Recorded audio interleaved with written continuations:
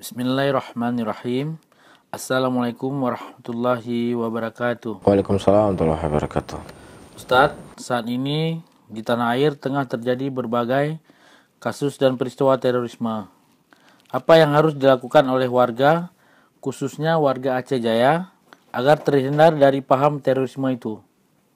Taib, saudara-saudaraku muslimin dan muslimat, terkhusus warga Aceh Jaya, tidaklah terjadi musibah di muka bumi ini kecuali dikarenakan dosa-dosa kita semuanya, ya, dikarenakan maksiat yang kita lakukan. Allah Subhanahu wa taala menyebutkan dalam Al-Qur'anul Karim, "Dhaharal fasadu fil barri wal bahr bima kasabat aydin nas liyudhiqahum ba'dal ladzi amilu la'allahum yarji'un."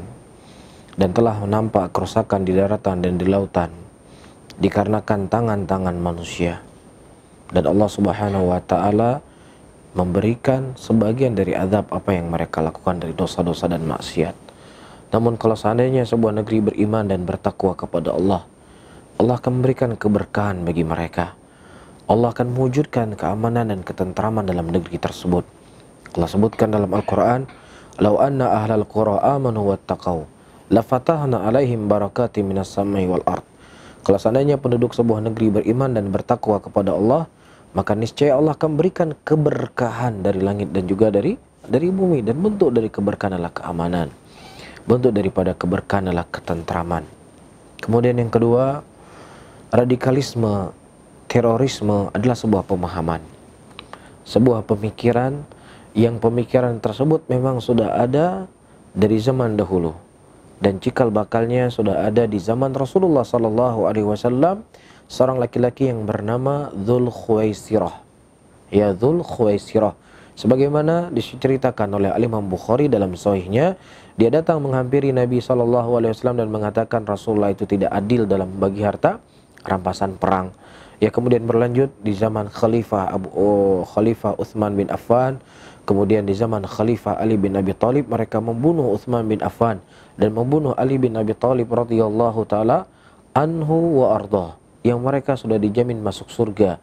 Mereka adalah manusia-manusia terbaik yang pernah Allah Subhanahu wa taala ciptakan di muka bumi ini, tapi tidak selamat dari tangan kotor orang-orang Khawarij. Ya, jadi ini sebuah pemahaman dan tidak ada hal yang perlu untuk kita jaga lebih dari pemahaman yang benar pula. Pemahaman yang salah itu kita bentengi dengan pemahaman yang benar. Nah, di sini menunjukkan kepada kita pentingnya ilmu. Ya, ketika seseorang itu ingin berniaga dan berdagang, dia butuh cara bagaimana dia berdagang agar hasil dagangannya itu bagus dan beruntung. Nah, begitu juga ketika sekarang di tengah-tengah manusia begitu banyak kerancuan yang mereka melabelkan atas nama agama, maka tidak ada cara bagi kita untuk mempertahankan jiwa, darah, agama kita kecuali dengan ilmu. Ilmu ini sumber segala kebaikan. Dan ilmu ini merupakan warisan yang diwariskan oleh Nabi Muhammad SAW. Kalau seandainya ada sesuatu yang lebih bermanfaat, yang lebih bagus daripada ilmu, pasti Rasulullah akan mewariskan yang lebih bagus itu. Tapi tidak ada yang lebih bagus daripada ilmu. Sehingga hal yang perlu untuk kita bentengi diri kita adalah ilmu agama. Ilmu agama inilah akan memberikan kebaikan buat dunia dan akhirat kita. Sebagaimana kata Imam Syafi'i, "Man arada dunya fa'ala ilm, wa man arada al-akhirah fa'ala ilm." Barang siapa yang seorang menginginkan kebaikan dunianya, maka wajib dia menuntut ilmu agama. Dan barang siapa yang seseorang ingin mendapatkan kebaikan akhiratnya, maka wajib dia menuntut ilmu agama. Kemudian yang ketiga, orang-orang yang mereka melakukan teror di tengah-tengah muslimin, ya, dengan menamakan dirinya sebagai, menamakan amalannya dengan jihad, dan mereka menginginkan dengannya masuk ke dalam surga. Saya ingatkan diri saya, dan saya ingatkan saudara-saudara saya semuanya, ya, lihatlah kembali perjalanan Anda, lihatlah kembali pergerakan Anda, ya, kembalilah kepada Al-Quran, kembalilah kepada Sunnah di atas pemahaman yang benar. Apa yang kalian lakukan ini sama sekali tidak mencerminkan sedikit pun daripada ajaran Islam. Bukankah kalian mengaku cinta kepada Rasulullah SAW? Bukankah kalian mengaku berjalan di atas sunnah Rasulullah SAW? Dengarkan. Dengarkan apa kata Nabi Muhammad SAW dalam banyak hadisnya. Rasulullah mengatakan, "Idza qumtum thalatha fala yatanajayan itsna duna akhar." Apabila kalian sedang dalam keadaan bertiga, maka jangan yang dua saling berbisik-bisikan, yang satunya tidak diajak bicara. Perasaan dijaga dalam agama Islam, perasaan dijaga. Perasaan ini merupakan sesuatu yang paling rendah dibandingkan dengan nyawa, dibandingkan dengan harta. Nah, kalau ini saja dijaga oleh Nabi SAW, bagaimana lagi dengan hal yang lain? Ya, bagaimana dengan nyawa? Bagaimana dengan harta? Ya, bertobatlah wahai saudara-saudaraku, kembalilah kepada ajaran Islam yang benar.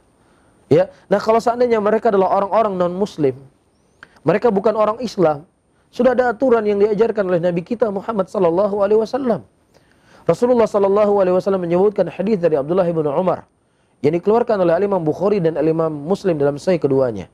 Rasulullah mengatakan, "Man qatala mu'ahidan lam yarih rahayatil jannah."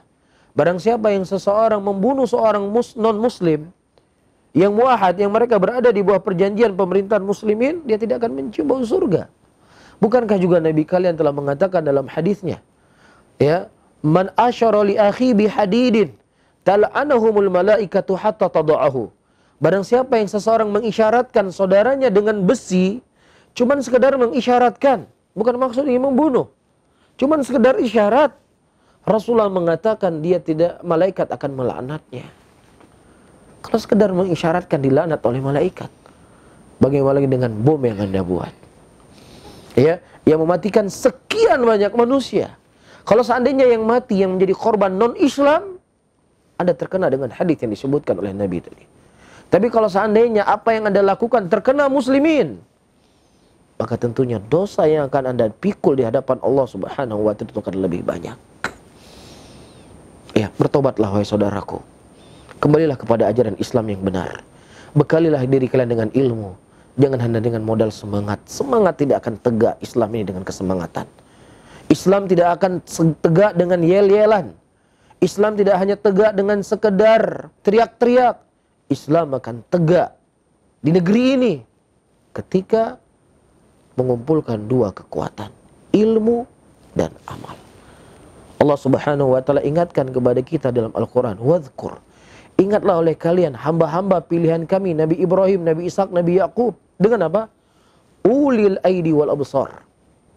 Ya, dua kekuatan, kekuatan ilmu dan kekuatan untuk menerapkan ilmu itu sendiri.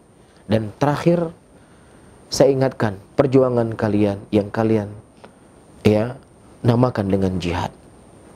Yang kalian mengorbankan nyawa kalian, mengorbankan nyawa anak-anak kalian, mengorbankan wanita-wanita muslimat.